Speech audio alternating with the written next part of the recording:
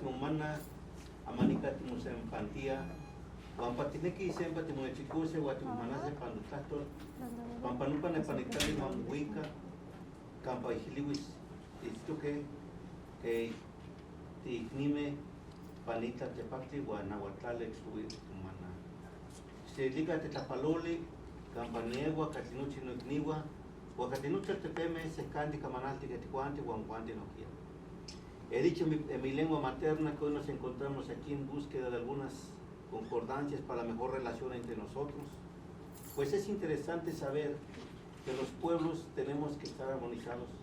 Reciban saludos fraternos desde el origen de mis pueblos, desde allá de la cuna de mis hermanos, pero también de los otros pueblos que están en el estado y en el México entero.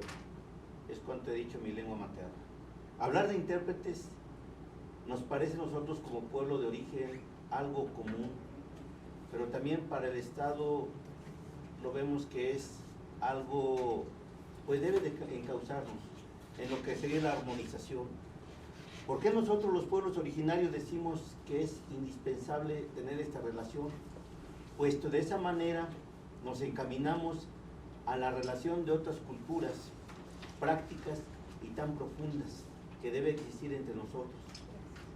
El intérprete juega un rol interesante, puesto que es el que conoce la idiosincrasia de cada uno de las situaciones tanto propias como del vecino o del pueblo vecino.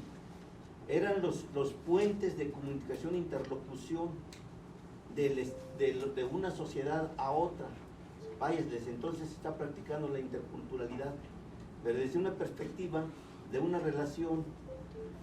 Nosotros creemos y sostenemos que el intérprete debe de contener la información tan propia, tan sólida de su pueblo de pertenencia, pero igual debe de saber también la otra parte al cual debe de estar incidiendo, pues ese puente es el que nos mantiene en equilibrio y armonía para todas las relaciones, tanto políticas, económicas, sociales, religiosas y todas las relaciones que se pueden instituir. De tal suerte que los pueblos originarios en San Luis Potosí, principalmente el náhuatl, el tenec, el xiyuy, que es el pame, sur y norte, tenían esa relación. Si nos abocamos a la profundidad de raíces, veremos que su relación sigue aún latente, aún desde un esquema de relación profunda. En ese sentido, creemos y vemos que esa relación seguía siendo la parte vinculante. ¿Pero por qué decimos de esta suerte? Porque los pueblos náhuatl con los tenec, en esa relación que estaba, se intercambiaron su manera de conocimiento tanto organizativo como religioso político, dado que en esos entonces ellos manejaban la religiosidad y política en un solo sentido, en la creación de la sociedad fortificada. En ese planteamiento vemos que el intérprete jugó ese rol, puesto que aún en la parte norte, que es Coscatlán con Tancanwitz, y que es la franja de relación entre esas dos nacionalidades, existe la tendencia de organización muy parecidas, pero vamos más allá, aún con nuestras creencias, que son los términos lingüísticos que nos conducen, algunas veces son tan cercanas e incomprensibles para los hermanos nahuas más del sur. Aún así vemos que existen algunas diferencias dialectales que nos permiten tener esa relación. Por eso creemos que el intérprete de hoy debe de estar contextualizado con la sociedad en práctica. No es garantía que alguien hable el idioma, pues si no está contextualizado no conoce el entorno, no conoce la forma más intrínseca que tiene esa sociedad originaria, desde la profundidad de su cosmovisión. Entonces sí es interesante ver esa pauta que nuestros futuros intérpretes partiendo de los originarios, se dé ese acercamiento, se armonice esa relación, esa contextualización de este actor, que es la parte fundamental en la relación con el Estado mexicano.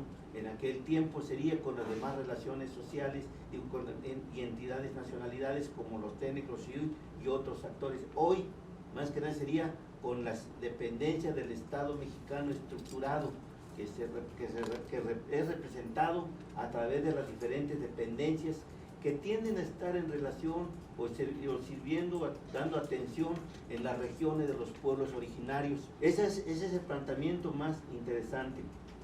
La vinculación, la parte vinculativa, vendría siendo lo que sería el encauzamiento, ir más que empoderando, encauzando esa facilidad de las personas que tiendan a tener facultades para realizar este tipo de trabajos o actividades, la de interpretación, para llevar el entendimiento. Sabemos que un intérprete tendría que tener mucha práctica y teoría en el manejo lingüístico de las partes de su pueblo de origen, pero también de la otra parte al cual debe de estar atendiendo, puesto si no tiene ese conocimiento sólido, no podría estar haciendo un trabajo más tendiente a lo real o profesional. Vemos también que con esto nos conduce a hacer planteamientos más concretos partiendo de la cosmovisión de nuestros pueblos. Es muy evidente y con mucha facilidad vemos que se daría, puesto se buscaría o se tendería a trabajar con personas de pertenencia originaria, pero también encauzarlos a la contextualización de su entorno social, porque así sería muy saludable, pero más que saludable sería sostener y fortalecer la armonía del Estado con estas sociedades y lo que se pretenda construir para que vayamos teniendo mejor atenciones a estas formas de trabajo que va a favorecer al Estado mexicano y en sí a toda la nación. Otro de los puntos sería los sistemas normativos. ¿Por qué los sistemas normativos tienden a ser a veces incomprensibles? No tiendo a juzgar al Poder Judicial, pero sí tiendo a ser una reflexión. En el pasado a lo mejor la Procuración de Justicia partía desde su visión positiva, desde la tendencia de ver a una ejecución de ley. Claro, se hacía de acuerdo a la norma establecida. Hoy vemos que a transcurso de más de 20 años ha ido armonizándose esa relación, puesto que los sistemas normativos de nuestros pueblos es diferente. A veces tendemos a procurar justicia viendo que las partes queden lo más tranquilo posible. El que hizo el daño y el que fue dañado. Hay daños irreparables y hay errores irreparables, pero sí hay puntos armónicos que podemos coincidir. En ese sistema normativo es lo que vemos viendo la organización, cómo aplicarnos en esas facilidades y en esas formas, en esa tendencia a que nuestra comunidad, la organización tiende principalmente en ver la atención y el servicio. A veces no importa el alto grado académico que ostentemos, sino el alto nivel de humildad que tengamos en la localidad. A veces no interesa que seamos grandes académicos o investigadores en el mundo positivo en el cual vivimos en este momento, sino lo que ellos quieren es que seamos atentos y que tengamos ser humildes en el servicio que se nos plantee allá en nuestra localidad. Y entonces ese sistema organizativo a veces es incomprensible. Por eso muchos de nosotros los profesionistas tendemos a emigrar al área urbana, sin olvidar también que nuestra lengua está vigente, lo practicamos, pero perdemos lo otro. En ese entorno también va la tendencia a la educación, en esa organización. La educación que vaya a atenderse en el grado moral de conducción entre nosotros, y a veces se lo perdemos en otro nivel. El otro nivel, que el sistema organizativo es la elección de nuestros representantes por usos y costumbres. ¿En qué consiste eso? Nosotros decimos, vamos a elegir no tanto aquel que nos dé más, sino aquel que tienda a ser más atento y preste servicio, aún con tendencia a que pierda lo suyo. El sacrificio cuenta mucho ahí, siempre y cuando sea para la colectividad. El famoso tequio o la faena es también una parte que debe de entenderse. Nosotros allá vemos que esa parte es a un día de la semana dar una parte nuestra en un trabajo comunitario, y conforme vayamos acumulando nuestros trabajos comunitarios nos vamos dando a conocer más, y como vayamos dando aportaciones de trabajo y trabajo solidario, más que ideas sino propuestas sólidas, eso nos va fortaleciendo a hacer otras formas que conduzcan al bien colectivo. Las otras formas también dentro de esa colectividad viene el servicio. Él siempre va a hablar por el todos, no por el uno. Entonces, en esa parte, vemos que nuestros próximos intérpretes, o los que vayan a ser intérpretes de nuestras localidades, o quienes vayan a ser, tengan ese sentir y comprendan por qué a veces se cometen las imprudencias y los errores, que nuestras comunidades tienen que serse sancionadas y se sancionan. Algunas, cuando son reincidentes, tienen que pasar al segundo término, que es el término de ser juzgamientos, o algunos dirían el sojuzgamiento. Hemos visto también que algunas rompen los protocolos establecidos. Estamos hablando de hace 20 años antes, de 20 años para acá, con lo de Procuración de Justicia y algunas otras recomendaciones internacionales, vemos que no son rompimientos protocolarios, son armonizaciones que tendremos que ir conociendo. Mas también es interesante ver que nuestras sociedades ya no son las propias, las originarias, han estado siempre ya inmiscuidas por otras ideas e interventores, las religiones de diferentes corrientes, que lejos de fortalecernos vienen a destruir o a dividir nuestros sistemas. Es imprudente a lo mejor tocar el otro punto, pero sí es interesante establecer que a veces los partidos políticos, no tanto los partidos, sino los pseudolíderes, hacen las divisiones también. Entonces rompen un esquema que venía siendo hacia el progreso colectivo y desarrollo social, pero aún así viene también tendiente a ser un esquema desintegrante casi a la educación y a nuestro sistema organizativo, tanto en procuración de justicia principalmente, como en otras acciones. Vemos, por ejemplo, con tristeza cuando alguno de nuestros hermanos falta, cuando lesiona el interés familiar, vienen intervenciones externas y no se cumple lo que debía de hacerse, el subsanar al menos en parte de ese daño que ya va a ser irreparable. Eso también nos preocupa, por eso también y con eso tiende a que el infractor, lejos de expresar su sentir, no lo expresa, pues no se puede expresar con los términos jurídicos cuando están establecidos en las normas al hacerse las redacciones o al estarse haciendo los levantamientos de actas o denuncias o a desahogo de pruebas. Tienen a veces a no entender, y pasa también incluso con los hablantes del mismo idioma.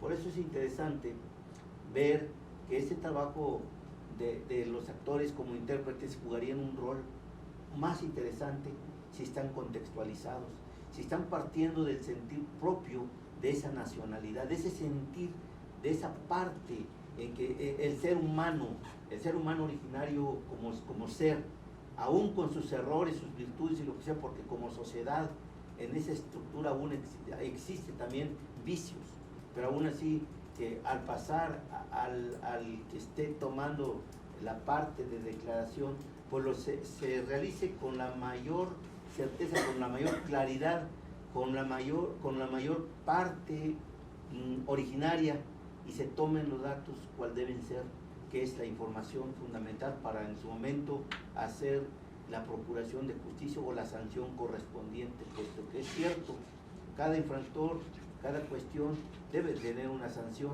eso es indiscutible. Dentro de esta nación, Estado mexicano, como en cualquier otra nacionalidad propia, pequeña o grande, siempre debe de existir una pena, puesto si no, nuestras sociedades estarían desintegradas. Desde esa parte vemos que sí es importante ver este planteamiento. En parte doy pauta que nos fortalezca con esta práctica también a su veña de ustedes, señores magistrados, nuestro invitado también, el doctor Javier López, para que nos ayude a extender este tema.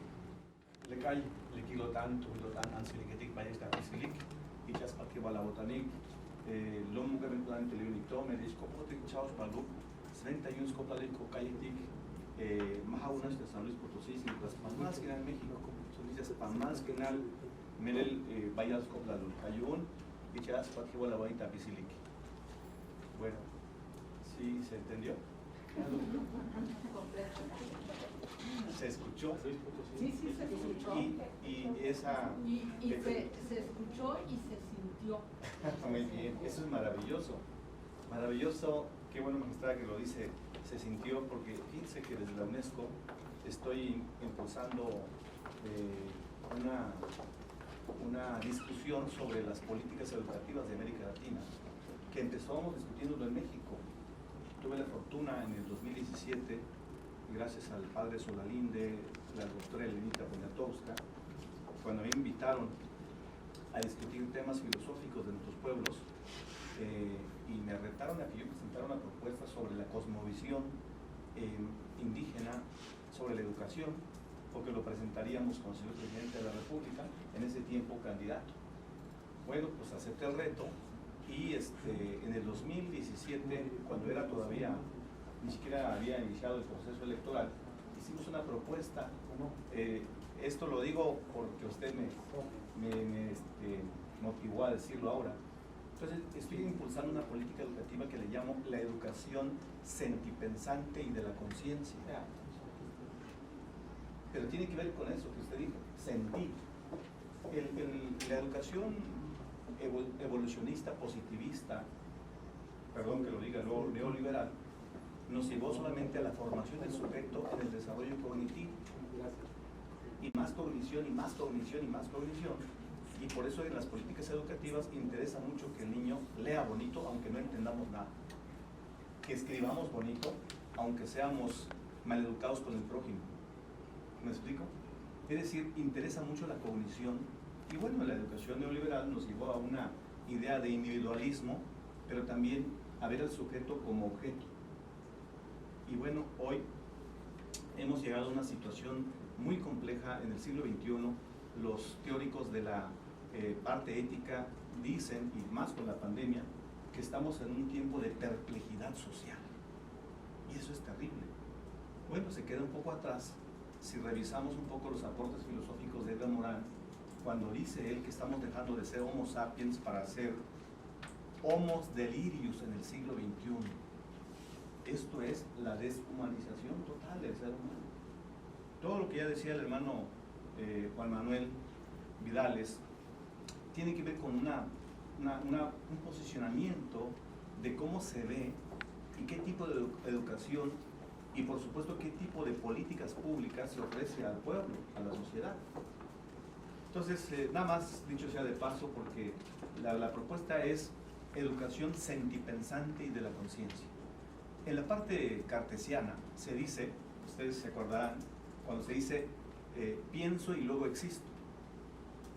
En la filosofía maya es siento, pienso y entonces existo. Es una diferencia, y no digo que lo otro esté mal, es parte de la cosmovisión de su cultura, de aquellos tiempos, de la cultura propia. Pero en la filosofía Myers-Deltal decimos, el sujeto que no siente y solo actúa con el conocimiento, dice mi abuelo, se vuelve soberbio. Pero el que actúa con el corazón, sentipensantemente, entonces ese se puede volver sabio, puede tener sabiduría para el bien común. Entonces, este dicho sea de paso, magistrada, y por eso digo también de la conciencia, porque necesitamos una profunda toma de conciencia de todo lo que hemos vivido, cómo ha sido nuestra relación ética entre personas, entre seres humanos. Y por eso ahí luego me gusta vincular lo que nos aporta nuestro gran poeta mexicano, se me fue el nombre ahorita, pero pues déme, Octavio Paz, en su Piedra del Sol, cuando dice, yo no soy yo, sino es en relación con el otro. Es decir, el otro me da identidad. Gracias al otro es que soy yo. La pregunta es, ¿cómo hemos tratado a ese otro, a esa otra? Hoy, yo siempre digo, ¿por qué tanta violencia de género contra las mujeres en México y en el mundo? ¿De dónde surgió el problema? ¿Por qué tanta violencia de género? ¿Qué tenemos pues contra las mujeres? Yo admiro y amo a las mujeres por lo que son sus aportes, así como amo al ser humano en general. Es que hace poco, bueno, no tiene un año creo que tiene, me invitaron a dar una charla en la ONU sobre la muerte de George Floyd en Estados Unidos, que recordarán que se volvió a exacerbar el racismo en Estados Unidos.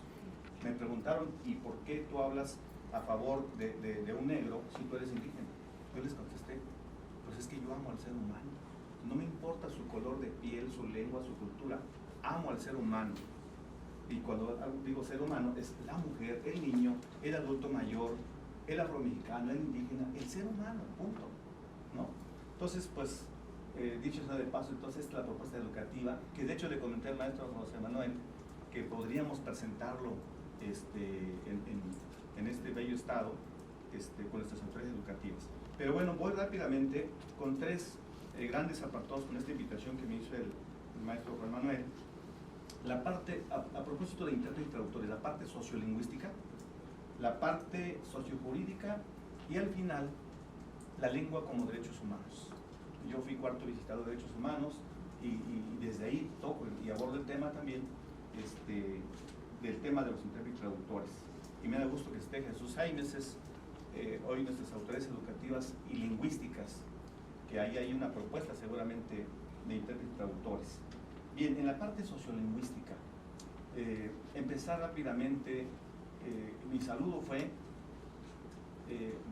muy buen amanecer a todas y todos, saludamos y reverenciamos la grandeza de sus corazones. Hablé en plural, pero si vengo solo, ustedes dirán, bueno, ¿cuántos trae ahí atrás? El lenguaje no es solamente una expresión sonora, no es solamente lo bonito que puedas escucharse, sino el significado de la expresión lingüística. Entonces, en Myers-Deltal, en el lenguaje se expresa esa mirada colectiva del grupo cultural, es la forma de ver el mundo. Por eso digo, saludamos y reverenciamos la grandeza de sus corazones. ¿Quién es? El pueblo Myers-Deltal, que yo ojalá lo represente dignamente. No siempre hacemos las cosas como lo piensa el pueblo, pero estoy expresando solamente lo que significa el lenguaje. Entonces el lenguaje es la expresión de los sentimientos, de las emociones y del pensamiento de un individuo y un colectivo social. Y por ahí vamos a ir, obviamente, tratando el tema de intérprete y toda su importancia, ¿no? Es decir, no es un asunto menor. Y los poetas dicen que la lengua es la casa de tu alma, dice Coconquech. Porque es la expresión, el lenguaje es solamente la expresión de lo que sientes y de lo que piensas. Y no solamente esto es el Myers-Deltal, todas las culturas usan el lenguaje como medio de expresión de sus pensamientos y de sus sentimientos. Bueno, dicen por ahí que también lo podemos expresar con muecas y todo, pero el lenguaje es la máxima expresión, el máximo instrumento del ser humano, de todo ser humano. Y por eso de ahí nos diferencian con los con lo que nosotros decimos animales. Yo lo pongo entre comillas porque tiene otro significado para los pueblos indígenas, ¿no? En los pueblos indígenas todo tiene vida y en todo caso todos somos humanos. Para nosotros no existe el animal, existe el hermano árbol, el hermano jaguar, es decir, es otra mirada. Bien, en esta parte sociolingüística de la explicación filosófica y semántica y pragmática de la lengua, quiero también entonces comentar que en la lengua se expresa no solamente esa mirada del mundo, esa forma de entender la relacionalidad del mundo, sino también, ya lo decía el hermano Juan Manuel, el binomio lengua y cultura no es casual. El binomio lengua y cultura nos expresa también otras formas de entender el mundo, otras formas de educarnos, otras formas de curarnos, otras formas de nombrar autoridades, otras formas de entender la justicia misma. Y por eso se habla del resarcimiento del daño, de la reparación del daño, que también se ha explicado últimamente ya en el derecho positivo cómo se toma como importante la cuestión oral, por ejemplo, ¿no? Entonces estoy hablando de la parte semántica y pragmática de la lengua. Y ahí podemos ya hablar de dos cuestiones fundamentales. Cuando hablamos de intérpretes y de traducción, la traducción, cuidado con la traducción. La traducción cuando es literal, ojalá lo lográramos, no siempre hacemos traducción. Cuando alguien hace una traducción, puede hasta meter sus propios componentes, sus propios entendimientos en la traducción. Pero la traducción, digamos que es un nivel diferente a la interpretación. La interpretación tiene que ver con la cuestión semántica y pragmática del significado de lo que se dice. Hablamos entonces de las equivalencias homeomórficas. Entonces, a ver, en términos del acceso a la justicia, una mala interpretación puede significar la decisión final del juez para la libertad o para la cárcel de un sujeto. Y esto pasa para cualquier ser humano. Para un mexicano, un latino en Estados Unidos que me ha tocado estar allá, ha sido terrible. Que lo juzguen en inglés, cuando no entiende nada, pues solamente dice yes, yes, yes, pues si es el culpable, llévenlo a la cárcel. Entonces, excelente, como le explicaste, hermano Manuel, formar intérpretes y traductores tiene que entenderse a cabalidad lo que supone una traducción y una interpretación. Y repito, esto para cualquier lengua, no solamente para los pueblos originarios, porque, repito, hay significaciones diferenciadas de acuerdo a la cultura. De ahí que importe mucho que para contar con intérpretes y traductores sí haya todo un proceso de conceptualización pragmática, semántica, y después viene lo jurídico, por supuesto. En los diplomados que yo he coordinado, hacemos luego traducciones de términos jurídicos, porque sí es necesario. ¿Cómo se entiende en las lenguas originarias? ¿No? Hay que tenerlos, por supuesto. Entonces, en un diplomado implica todo el proceso de sensibilización misma del sujeto que va a ser intérprete traductor y de entendimiento y comprensión de lo que supone, repito, la traducción y la interpretación. Estos temas que son sin duda fundamentales en un país como México, en un estado como San Luis Potosí, que tiene al pueblo Tenec, mis paisanos, porque son mayas los Tenec, nada más que en algún momento se alzaron y se quedaron fuera geográficamente, porque los mayas somos de Chiapas, toda la península, hasta Centroamérica y hasta Honduras, es el gran pueblo maya. Y los Tenecs, por alguna razón, se quedaron en esta región, son de origen maya. Y bueno, los Xuy, los náhuatl, en fin, fundamental. Repito, nuevamente, me pasa un poco la cuestión sociojurídica. México, como sabemos, después de tener pueblos originarios, a la entrada de la colonización, hay una forma de interpretar el mundo nuevo. Y con el Estado mexicano se crea desde la cuestión positivista la cuestión monista del Estado mexicano. Y en toda América Latina, en realidad. Esa cuestión monista, por supuesto que impactó, como lo decimos en la UNESCO, en el desarrollo social es decir, educación, toda la parte social, el acceso a la salud y a la justicia. Entonces podemos hablar del monismo jurídico, que da fuera todas esas miradas particulares de hacer justicia comunitaria. ¿Por qué? Porque el derecho positivo no reconoce toda esa parte. Y eso se refleja en la educación, en el acceso a la salud y en todas partes, en el desarrollo social, cultural, económico y político. Todo lo que tiene que ver con la economía social y solidaria, que es práctica común de los pueblos originarios, se queda para atrás y nos imbuyen a una perspectiva economicista, y por eso es que los pueblos originarios dejamos toda la parte del trueque, también la fuimos dejando. De algún modo nos fuimos neoliberalizando también nosotros, los pueblos originarios, ¿no? Todos en esa perspectiva, y por eso es importante hablar de lo que supone el pluralismo jurídico, que tenemos grandes exponentes en América Latina, por cierto, a propósito del pluralismo jurídico, ¿no? De lo que supone. Pero bueno, gracias a esa, ya no sé si decir gracias o desafortunadamente, a esa mirada monista, hoy yo fui cuarto visitador de los derechos humanos, apenas recién renuncié el año pasado, y me tocó ver, porque en la cuarta visitaduría mis temas eran justamente los temas de igualdad sustantiva entre mujeres y hombres y el tema de pueblos originarios. Y una de mis áreas estaba justamente el acceso a la justicia y los derechos humanos de pueblos originarios. Bueno, nos tocó ver, queridas magistradas y magistrados, colegas todos, que en México en este momento hay más de 6,000, no quiero usar la palabra presos, hay más de 6,000 personas privadas de su libertad en las cárceles del país. Bueno, podríamos decir, bueno, pues ¿qué más da? ¿Algún delito habrán cometido? Pues sí, el problema que desde la perspectiva de derechos humanos, yo encontré que muchas mujeres y hombres en todo el país están ahí encerrados porque no tuvieron un intérprete traductor. Más del 50%. El 20% fue porque pues agarraron una manzana ahí en el mercado y están ahí en la cárcel. ¿No les parece que esto es como injusto? Me parece que sí. Pero eso otro, por la falta de intérpretes y traductores. Y todo tiene que ver con esta visión monista del Estado, que hoy tenemos un tiempo diferente. Está bien, estamos en la parte 2 entonces.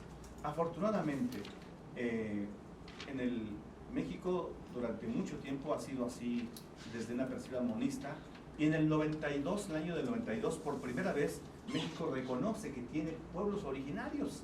En el 92 apenas. Es decir, durante mucho tiempo en la colonia negaron la presencia de pueblos originarios. Entonces, si revisamos en nuestra Constitución mexicana desde el 17 para acá, no estamos los pueblos originarios en el marco constitucional. En el 17, si revisamos, aparecen ahí los pueblos originarios, los indios, muy de pasadita, excluidos jurídicamente. En el 92 entonces, por primera vez aparecemos en el marco constitucional, y en América Latina, el último país que reconoció que tiene pueblos originarios es la Argentina. Siempre negaron. Bueno, en Uruguay, pues es que genocidio total. Hoy recién aparece uno que otro indígena en Uruguay, pero Uruguay no tiene población indígena, porque un genocidio fue bárbaro en realidad, ¿no? En Estados Unidos igual, ¿no? Y en México más bien es en el ámbito del etnocidio, no tanto el genocidio. Después del 92,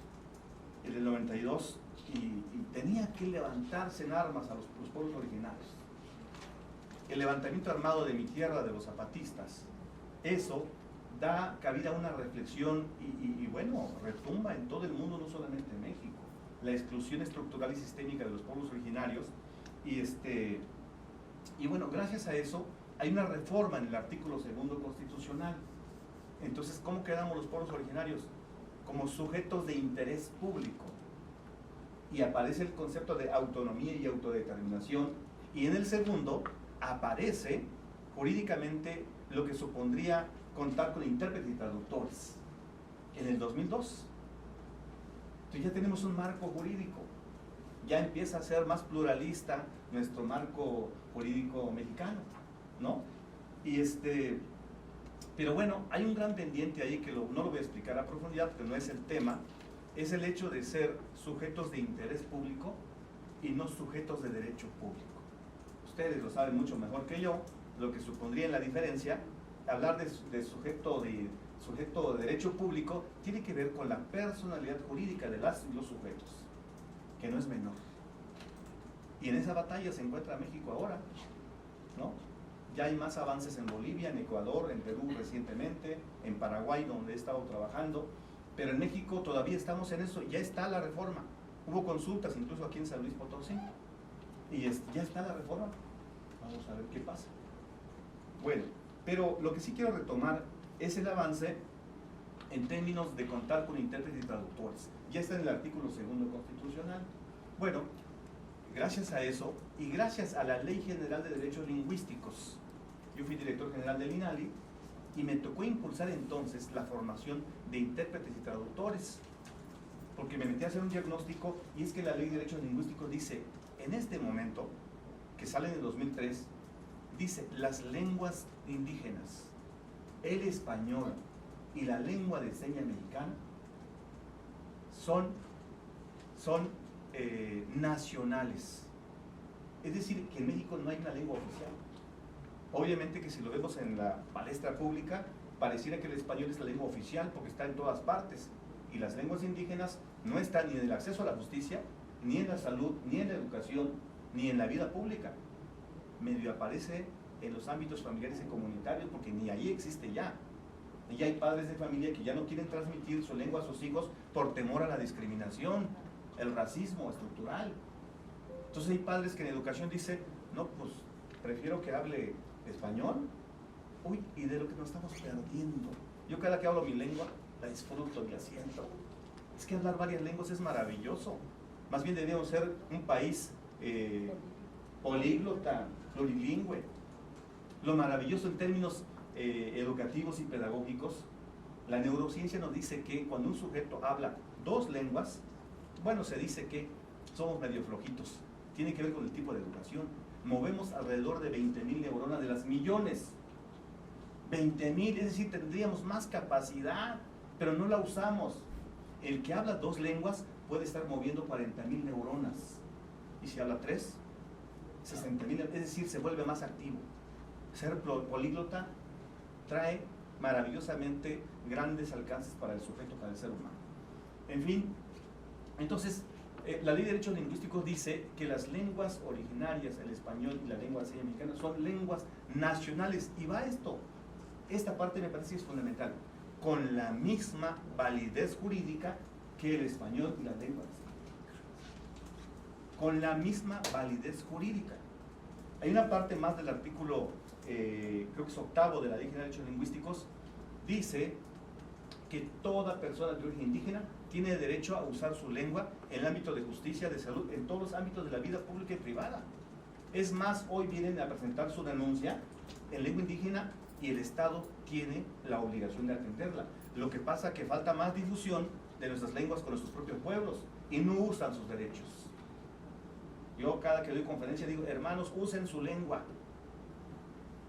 En México, aquí todavía no pasa, pero en México, Ciudad de México, está el programa de Hoy no circula por tanta contaminación. Y yo digo respecto a las lenguas indígenas, hoy no debe haber Hoy no circula para las lenguas, que se escuchen en todas partes. Estuve dando clases en la facultad del País Vasco y me encantó que una mujer vasca decía, es que quiero ver mi lengua todoterreno. Le digo, ¿qué es eso? Quiero mi lengua para la ciencia, para la poesía, para la literatura, para expresarme, para mi amor, para mi sentimiento. Eso era para ella una lengua todoterreno. Bueno, yo digo, yo también quiero una lengua maya celtal todoterreno, que esté en la justicia, que esté en fin, en todas las partes.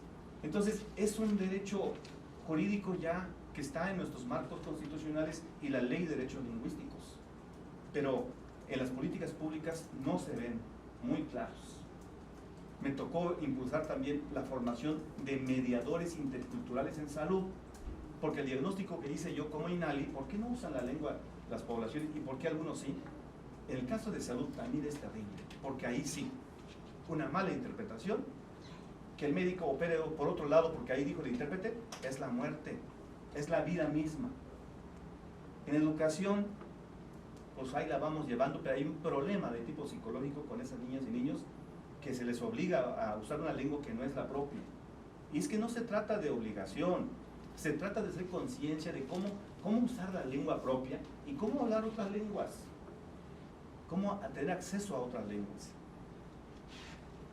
Esta parte fundamental de los derechos lingüísticos me lleva entonces a comentar lo siguiente. En el diagnóstico encontramos que el Poder Judicial, porque trabajamos conjuntamente, yo impulsé un convenio marco a nivel nacional, que firmó el Poder Judicial, el Poder Ejecutivo, los diputados, un convenio marco. No avanzamos mucho.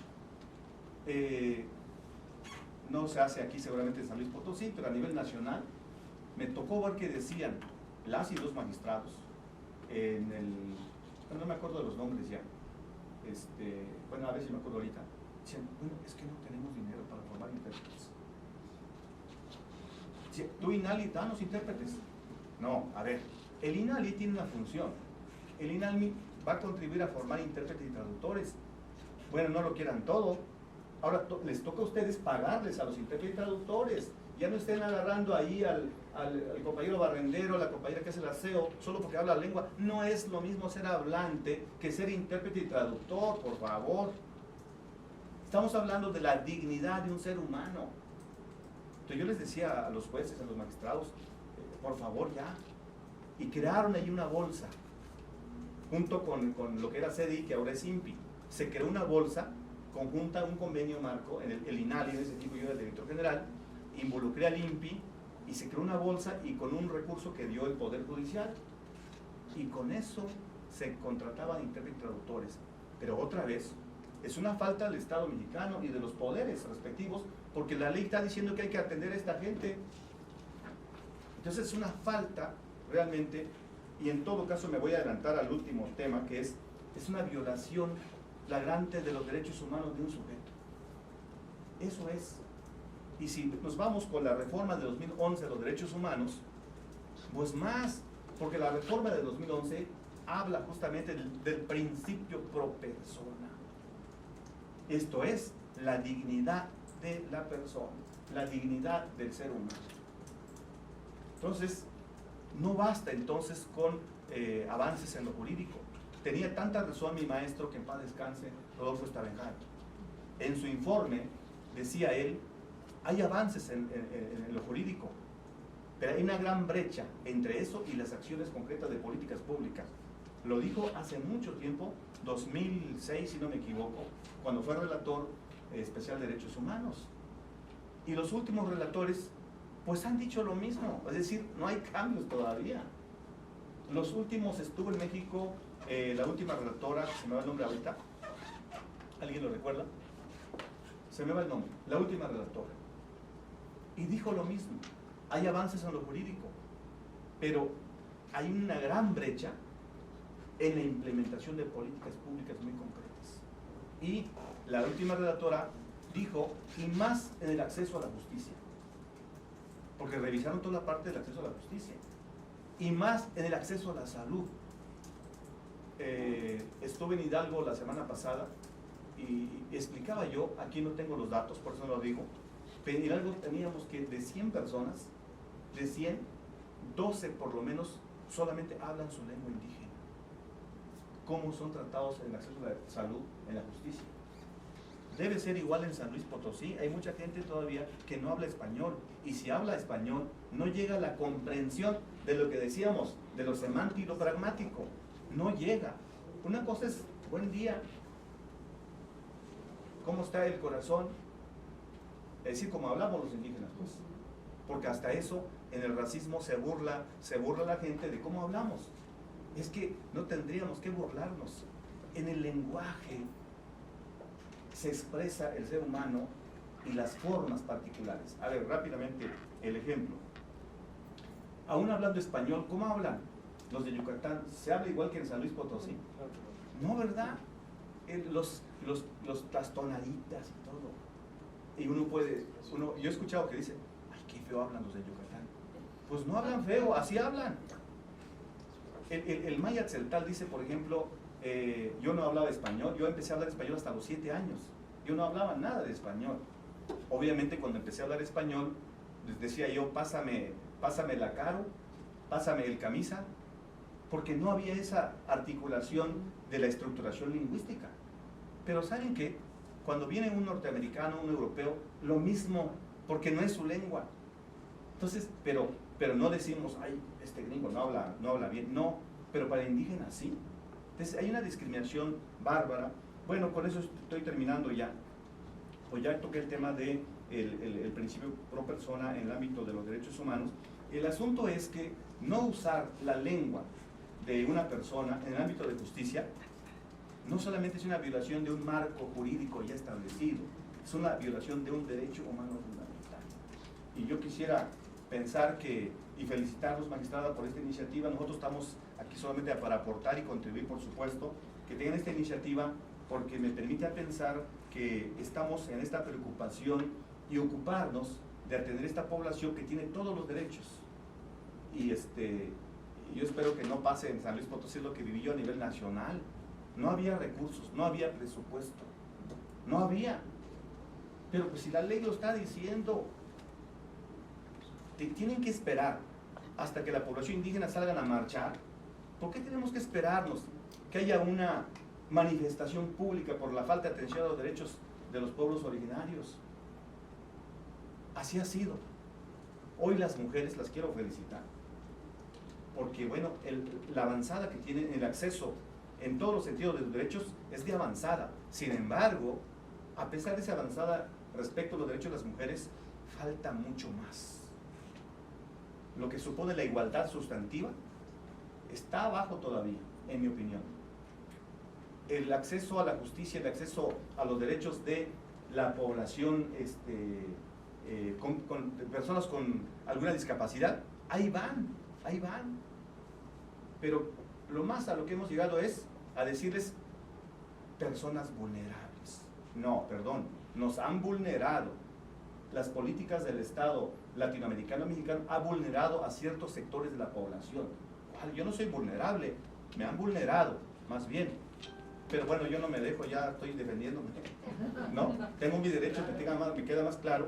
Y entonces tenemos que trabajar muy fuertemente. Y en la parte de la conformación de una política pública, en este caso el de acceso a la justicia, me parece que es fundamental reconocer todos estos marcos jurídicos, y no hablé, por supuesto, de los marcos jurídicos internacionales, el derecho internacional, el convenio 169, y todo un marco ya creado a nivel internacional, a nivel de la Corte Interamericana, todo lo que se dice al respecto, y nuestro marco jurídico nacional y los derechos lingüísticos creo que están muy claros. Lo que falta tal vez es dar ese paso, pero por eso los quiero, magistrados y maestros, felicitar de nuevo por esta iniciativa, y estamos aquí para contribuir. Gracias desde mi corazón por escuchar mi palabra. El tema de intérpretes y traductores no es solo competencia de una, como bien lo demostraba el maestro Juan Ángel. Él encabeza el Instituto de Investigaciones Pedagógicas en Lenguas Indígenas de San Luis Potosí y está presentando una propuesta de diplomado, una propuesta que ninguno de nosotros obviamente podríamos objetar, porque la necesidad de formar intérpretes sigue estando latente. Lo decía bien el doctor Javier López, antecesor de nosotros en el instituto, con una trayectoria fuerte, creador de los diplomados, que no podemos negar los resultados en términos de formación de esos intérpretes versus la otra forma que tenemos de reconocer en el instituto a los intérpretes, una certificación por competencia laboral. Si lo ponemos en la balanza, tendríamos que reconocer que la gente de los diplomados tiene mayores elementos teóricos que la gente que se certificaba en ese momento por competencia laboral. Eso es innegable, no lo podríamos negar. Pero lo que es cierto es que el artículo 35 de la Ley Nacional de Ejecución Penal dice en uno de sus párrafos que debe ser un intérprete certificado por el INAI. ¿Qué nos ocurrió con algunos jueces que descartaron a nuestros intérpretes acreditados? Porque su reconocimiento dice es un intérprete acreditado porque tomó un diplomado. Y ese simple hecho, aunque estuviera mejor formado, aunque estuviera con más elementos que un que una persona certificada en competencia laboral lo incapacitaba para poder participar por un concepto acreditado, y la ley dice certificado. Entonces le decíamos al maestro Juan Manuel, tenemos que buscar cómo fusionar, y después de una evaluación pensar en que esa persona que tome un diplomado tenga un certificado y no una acreditación, para que no tengamos problemas con los jueces. Realmente lo reconocemos y están mejor formados.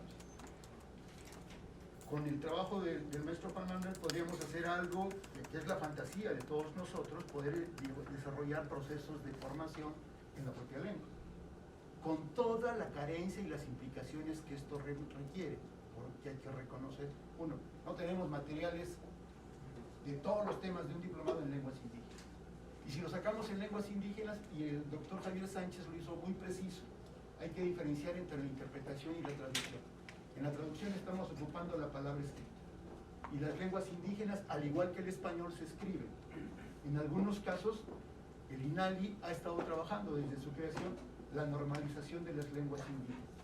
Tenemos 20 normas de 68 lenguas. Es decir, estamos reconociendo un gran atraso o un gran pendiente de normas de escritura. Así como aprendimos el español o como aprendemos cualquier lengua, nos enseñan cuál es el alfabeto, cuáles son las reglas para conformar una oración, y eso se tiene que respetar. ¿Cómo le hacemos para que nuestros traductores dominen la norma de escritura y puedan generar esos materiales? Ahí ya nos lleva al tema de interpretación, como bien lo resaltaba el doctor. Para poder dar los diplomados en lengua tenemos que tener gente especializada para que pueda hacer una interpretación adecuada de un texto en español, más en materia jurídica. Por eso los diplomados concebían una parte casi final de sus productos, era un glosario de términos jurídicos. Inclusive esos términos jurídicos a veces abarcaban más cosas de lo que viene en una ley o en un decreto. Por ejemplo, Secretaría de Gobernación, Cámara de Diputados, Cámara de Senadores, decreto, conceptos que a lo mejor para mucha gente dice son básicos, pero que desde las culturas de cada uno de los pueblos son diferentes. En otros países tienen otra organización. Y si de repente en la Ciudad de México, cuando nos empezaron a llamar alcaldías, pues para nosotros sigue siendo mentalmente delegaciones. O sea, los cambios no son propios e impactan en los pueblos indígenas, impactan en todos nosotros. Le decía yo a Juan Manuel temprano, en el INALI estamos muy preocupados, y si le pueden poner por favor la recomendación que seguramente ustedes ya conocen y revisaron, esta recomendación de la CNDH, que yo no quisiera profundizar en lo que dijeron el maestro Juan Manuel y el doctor, porque ya creo que abordaron la esencia de la recomendación. Y la recomendación, en pocas palabras, o en muchas porque son ciento y tantas cuartillas, dice: el Estado mexicano ha incumplido su obligación.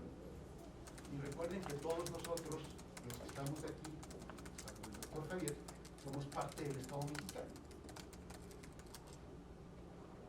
Tenemos intérpretes para 39 lenguas de las 68. Es decir, estamos reconociendo que nos falta, que el Estado no tiene para atender cerca del 40%, ser un poquito más de intérpretes. En el país, reconocidas en el catálogo de lenguas indígenas nacionales, se reconocen 364.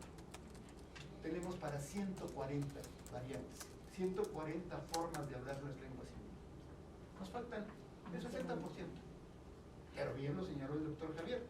¿Cuándo se reconoce este derecho? En la reforma en materia indígena del 2001. En el 2001 arrancamos, aunque bien lo dijo el maestro Juan Manuel, la interpretación ha existido desde antes de la colonia. Porque la comunicación que tenían los pueblos indígenas, y gracias a eso se desarrollaron no solo el imperio mexica, diferentes imperios a lo largo de la historia de México se desarrollaron y lo pudieron hacer gracias a que había intérpretes. No es una función nueva, no la desconocemos, no es algo que no se entiende en el país, y sus implicaciones, como bien lo señalaban, no tienen que ver inclusive en materia penal. Desgraciadamente la recomendación de la CNDH se aboca a la parte penal. ¿Cuántas mujeres indígenas mueren en la Ciudad de México cuando llegan con cáncer? El 100%. Y llegan por una razón muy simple: no hay trabajo de prevención, no hay una detección oportuna. Y cuando la mujer indígena llega a la Ciudad de México es para morir. Requerimos un intérprete. En lo que se le consigue, y ojo, ya dije que tenemos 140 de las variantes, de las 364, y si no lo conseguimos, y si no está en la Ciudad de México, la incomunicación es fatal, como bien lo decía el doctor Javier Acevedo. En el caso de salud, es de muerte. En el caso de procuración de justicia penal, puede ser de cárcel. Puede ser de cárcel. Pero lo que es cierto es que la labor de interpretación hay un gran déficit. Y la recomendación, seguramente ya la trabajaron ustedes, prácticamente hace referencia a la necesidad de crear una instancia, dice la recomendación, que atienda el tema de intérpretes y denle la facultad a una de las instancias para que lo pueda operar, pero sobre todo que tenga presupuesto. El doctor Javier lo planteó y lo vivió. Si no suma esfuerzos con el INPI, bueno, CDI en aquel entonces, ahora INPI, no hubiéramos logrado en el INALI tener los diplomados. Cambia la política no solo del INPI, de todo el país. Nos volvemos una parte visible. Puede ser que de manera folclórica para algunos, puede ser que de manera sustantiva para otros, hay que dar la interpretación de cada uno de los que estamos aquí, pero lo que es cierto es que nos hace visible el presidente. Y siempre habla de los pueblos originarios, pero no da un peso para más que para lo que hace el INPI. Para materia de intérpretes, para escuelas, la Universidad de Lenguas Indígenas es un gran esfuerzo que concentra o va a concentrar en la Ciudad de México la materia de educación de los hablantes de lenguas indígenas. Pero ustedes no tienen presupuesto para pagar intérpretes, no tienen presupuesto para pagar traductores. Y lo que es peor, muchas de las gentes que están en las instituciones públicas, federales, estatales, municipales, tienen la concepción de que pues, es para ayudar a su hermano, que lo haga solidariamente.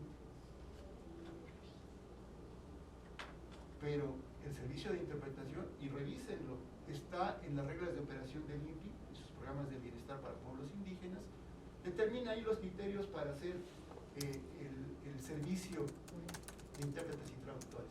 Sus similares en los estados prácticamente hacen lo mismo y consideran 500 pesos, por ejemplo, para la cuartilla de traducción. Pero ojo, no nos engañemos. Los pueblos indígenas no tenemos una gran cantidad de gente que lee y escribe en su propia lengua.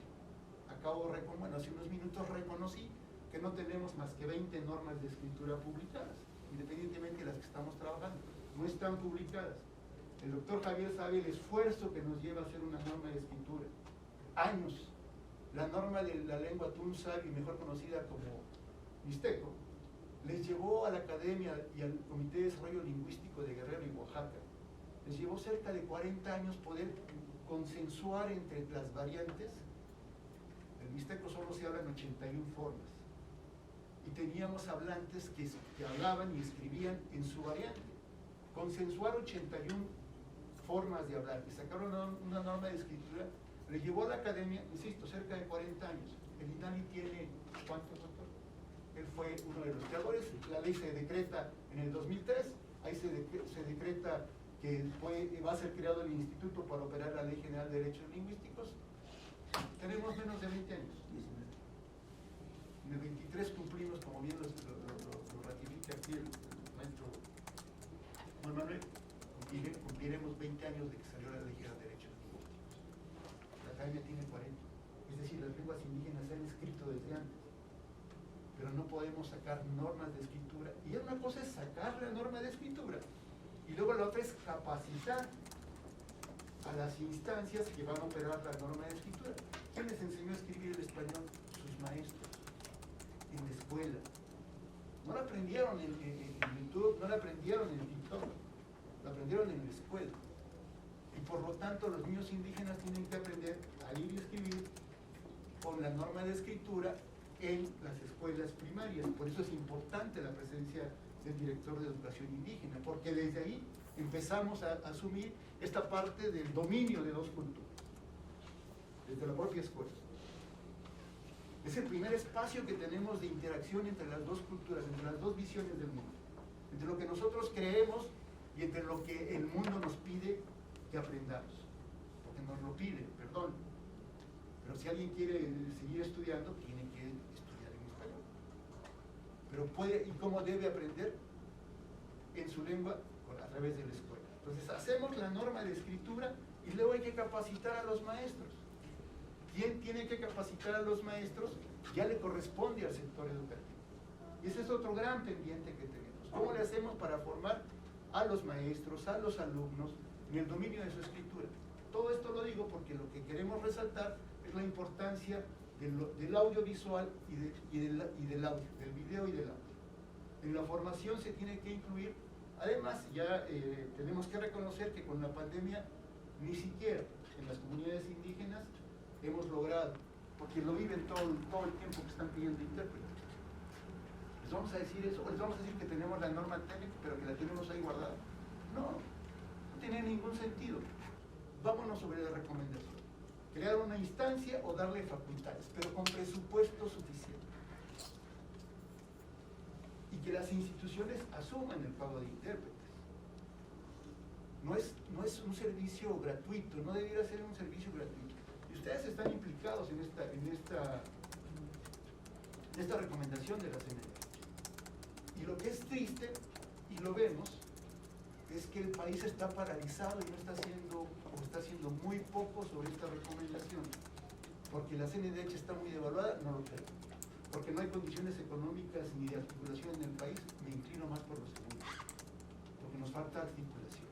Por eso celebramos que el Poder Judicial nos haya convocado a ver el diplomado. Para nosotros, todo el apoyo para el diplomado. Pero nos interesa más, junto con el Poder Judicial, ¿qué hacemos para que estas carencias que tenemos puedan ser atendidas? Podemos formar a los mejores intérpretes, podemos formar a los mejores traductores, pero si no se les paga, si desde aquí seguimos concibiendo que son seres inferiores y que además es para su propio pueblo y que ellos lo hagan todo solidario, lo que decía el doctor es una realidad. O aprendemos, y eso no está en el diplomado, o aprendemos toda la población a entender la interculturalidad, o estamos condenando a taparle el ojo al macho, en pocas palabras, a decir que estamos haciendo cosas pero en el fondo no estamos cambiando, y eso nos preocupa. La Ley General de Derechos Lingüísticos es muy clara. Hasta ahorita la única instancia que se está preocupando, y relativamente, es el sector electoral, la parte electoral. Si ustedes revisan lo que se está trabajando con los distritos indígenas, con las acciones afirmativas por parte del INE y de los institutos estatales electorales, hay que reconocer su esfuerzo. Por ejemplo, en Baja California ya hay acciones afirmativas muy fuertes para poder tener figuras por ley, y aquí no lo tenemos. Aquí tendríamos que tener exactamente lo mismo. Sabemos que en Defensoría Pública del Estado de San Luis, ¿cuántos defensores públicos hay que hablen lengua indígena? Lo sabemos. Aquí tendría que estar Defensoría Pública. En el Estado de Oaxaca trabajamos con Defensoría Pública los diplomados, porque Defensoría Pública forma a su gente y al final lo que hace el INAI, eso es lo que estamos haciendo, reconocer el trabajo, evaluarlos y entregarles un certificado. Lo hacemos con Defensoría Pública, así como lo hizo el doctor Javier con la CDI en su momento. Ahora tendríamos que hacerlo no solo con el INPE, sino tendríamos que hacerlo con las instancias que están involucradas. Está Defensoría, están ustedes, están las instancias educativas. La Universidad Intercultural de San Luis Potosí tiene la carrera de Derecho Intercultural. Esta visión que decían tanto Juan Manuel como el doctor Javier, esta visión que nos permita, ojo, no los hablantes de lenguas indígenas, que nos permita a todos entender cómo esta nación está conformada. Y cerraría ahí mi intervención porque ojalá tengamos un diálogo en el que podamos discutir esto, porque ¿qué sigue después de esto? El tema es, o faltan, nos decía la Defensoría Pública de Oaxaca, se supone que en apego al derecho, cuando detenemos un indígena, tendrían que decirle, bueno, no hay, cuando detienen a un indígena tendrían que leerle sus derechos, decirle sus derechos en lengua indígena. Y eso es parte del debido proceso. Podrían salir libres, Defensoría Pública de Oaxaca empezó a difundir este derecho, o esta obligación del Estado mexicano, y pues de repente empezaron a tener quejas por todos lados, porque entonces todos tendrían que estar libres. Pero ojo, no todos los indígenas, como todos los mexicanos y como todo el mundo, somos buenos. Habemos gentes que también somos malos. Muchos de las zonas desplazadas, el doctor Javier lo sabe porque estuvo en la cuarta visitaduría, Juan Manuel por su historia lo conoce muy bien. Las luchas por tierra, por guerrilla, por narcotráfico, provocan desplazamiento de comunidades indígenas. La violación a las mujeres, perdón, es una realidad, es una constante que tenemos.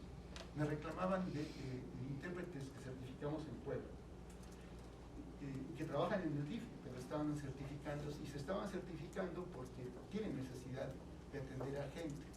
Nos decía, para ustedes es muy fácil, se preocupan por el indiciado, le dan un intérprete, porque así los obliga la ley. Lástima que la ley no los obligue a darle un intérprete a una niña que fue violada y que todo lo que hacen es la llevan al servicio médico para que la revisen, para que verifique un hombre, una enfermera que no habla su lengua, verifique que fue violado. Y después la botan. En ese sentido, ¿cuál es el apoyo que las instituciones le dan a una víctima? Le decían los intérpretes de Puebla, qué bonito, qué padre. Eso no quiere decir que no haya casos en los que se requiera que justifique un intérprete, pero nos decían, ¿qué pasa con la violencia de género? ¿Qué pasa con la víctima? ¿Dónde está el apoyo de los intérpretes? Lástima que la Constitución y toda la reglamentación nos obliga a irnos a procesos de justicia penal, pero bien lo señaló el doctor Javier. Si ustedes revisan el artículo 7º de la Ley de Derechos Lingüísticos, su último párrafo, dice que todo el Estado mexicano está obligado a proporcionar sus servicios de manera oral y escrita en los pueblos indígenas. Perdón, el Estado mexicano, educación, cultura, instituto, ustedes como Poder Judicial son parte del Estado mexicano, estamos obligados, no es una concesión, no es un servicio gratuito que nos den, es una obligación del Estado mexicano. Cuestionaban los hablantes del CUMIAN al Instituto Estatal Electoral de Baja California. ¿Cuántos hablantes tienen entre sus filas? Ninguno. ¿Por qué no hay un consejero indígena? Nos hemos preocupado por tener equidad de género en todos los poderes. Presumimos que tenemos en el poder legislativo un equilibrio entre diputadas y diputados. Tenemos la misma proporción de diputados indígenas. Le decían la gente, tenemos algún consejero o consejera, en el caso del Instituto Estatal Electoral, de origen indígena. ¿Saben cuántos indígenas tenemos en el Instituto Estatal Electoral?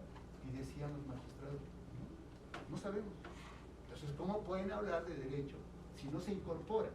Porque además, ojo, un ejemplo, grado de doctor, aprendió a hablar el español a los 5 años, y como el doctor, muchísimos, pero muchísimos.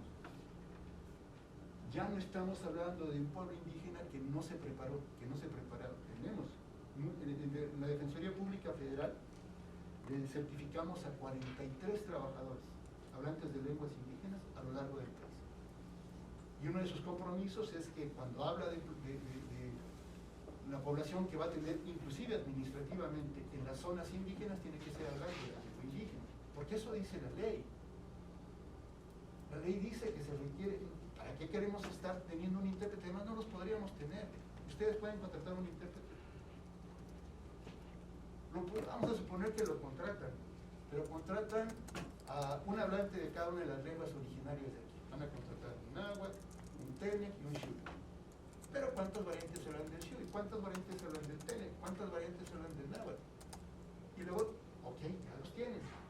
Pero resulta que el que cometió un posible ilícito fue un mixteco. ¿Cómo le van a hacer? ¿Van a contratar?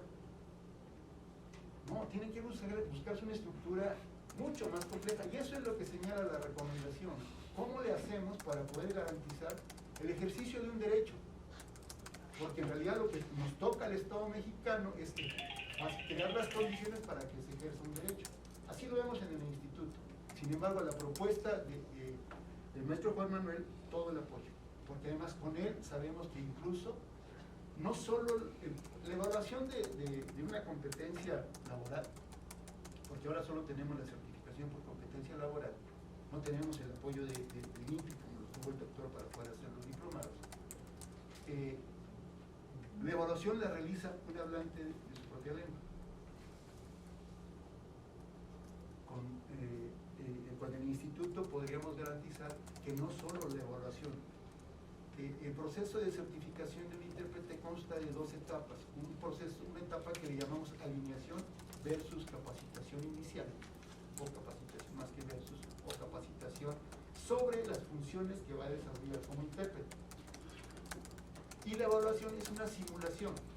La alineación se da en español. El segundo componente es la evaluación, y la evaluación la realiza un hablante de lengua indígena.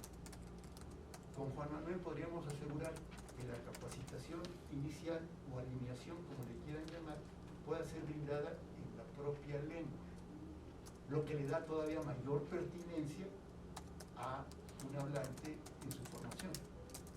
Por eso estamos convencidos del modelo del maestro Juan Manuel, pero nuestra preocupación es la recomendación. ¿Cómo le hacemos para atender todo lo que está ahí señalado? Porque la verdad es que es muy delicado y se quedaron cortos. Digo, no tiene los datos actuales. Nosotros podríamos objetar y decir, es que te faltan 100 intérpretes. Perdón, ellas dicen que 34, yo digo que 39 lenguas, 40. Está bien, podríamos pelearnos con la CNDH por eso, pero la esencia de la recomendación... Yo soy culpable de eso porque yo elaboré la recomendación. Por no preguntarle. No, pero son es datos, cierto, o sea, lo importante es el fondo. El fondo, Claro, lo importante es el fondo. Así es. Por eso lo sacamos, porque no nos preocupan los números, nos preocupa el fondo. Y aquí es donde decimos, porque entramos y todo el apoyo al maestro en la propuesta. Y al mismo tiempo, digo, si ustedes checan el decreto de creación del instituto, y no estoy insinuando ni diciendo nada, porque además esto es competencia del Poder Legislativo, al menos lo señalan ahí. El decreto del instituto señala que tiene la facultad de certificar. Pero no estamos haciendo nada nuevo. Pero ¿cuántos pesos tienes para certificar? Ni uno. Perdón, la recomendación completamente viva para el caso de San Luis Potosí. Completamente. No podemos hablar de mejorar las cosas si no hay presupuesto, si no hay reconocimiento. Podemos hacer toda la difusión. ¿Saben cuántas demandas nos tiene ahora de acceso a la información, solicitudes de acceso a la información? Justo porque la gente ha ido entendiendo que su derecho es pedir, y así lo dice la Ley General de Derechos Lingüísticos, es solicitar información en su propia ley. No tienen ni idea de la cantidad. Y eso ha significado que porque además, cada que nos dicen háganlo, no, nosotros no tenemos traductores, tenemos gente que habla lengua indígena, tenemos gente que escribe, pero fueron contratados para un trabajo técnico, no para ser traductores. Luego entonces, paguen. Y eso les ha costado mucho. No ha sido tanto, quizá han pagado 250,000, 200,000 pesos entre 41 instituciones. Pero ya son 41 instituciones que están preocupadas, porque alguien entendió su derecho a preguntar. Y ahorita, por ejemplo, la Secretaría de Turismo está obligada a darle en 7 lenguas a la gente de la península el proyecto de Telemann. Lo que dicen, perdón, nunca nos informaron. Y lo pedimos en lengua indígena. Avisos de no sé qué, en lengua indígena. Es su derecho. Entonces, cada vez hay más posicionamiento, pero tendríamos que verlo desde esta perspectiva. Y no quito el renglón nuestro. El diplomado es fundamental. Perdón si estoy cambiando un poco el tema central de la reunión, que era el diplomado. Para nosotros sigue siendo el diplomado, pero un diplomado sin recursos, sin reconocimiento oficial, no tiene sentido. Y la idea no es sumar, como lo hizo el doctor Javier. En un momento histórico del país era posible sumar. Ahora el país está obligado a establecer como política pública el tener el recurso asignado. Ya no debe ser la suma de voluntades, como lo hizo el doctor Javier. En ese momento histórico del país cabía la suma de voluntades. Ahora es el momento histórico de exigir que sea política pública.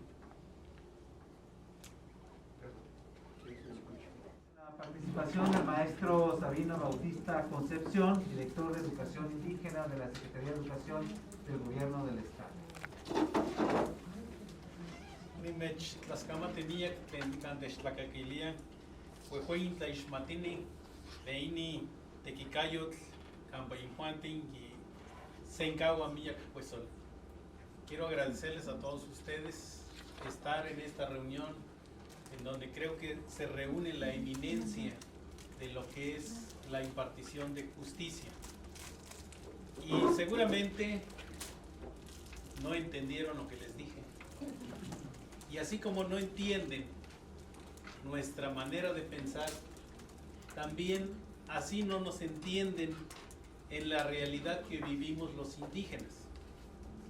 Porque a veces todavía seguimos con esas prácticas de las políticas indigenistas. Y la realidad es lo que reclamamos los indígenas son políticas de los indígenas para los indígenas. Por eso siempre hemos reclamado que en las diferentes áreas debe de haber representación indígena, porque es difícil. Ustedes, aunque sean los más estudiados en materia de justicia, es difícil que entiendan el vivir, el sentir de cada uno de nosotros como indígenas. Este tema que el día de hoy nos ocupa no es un tema nuevo.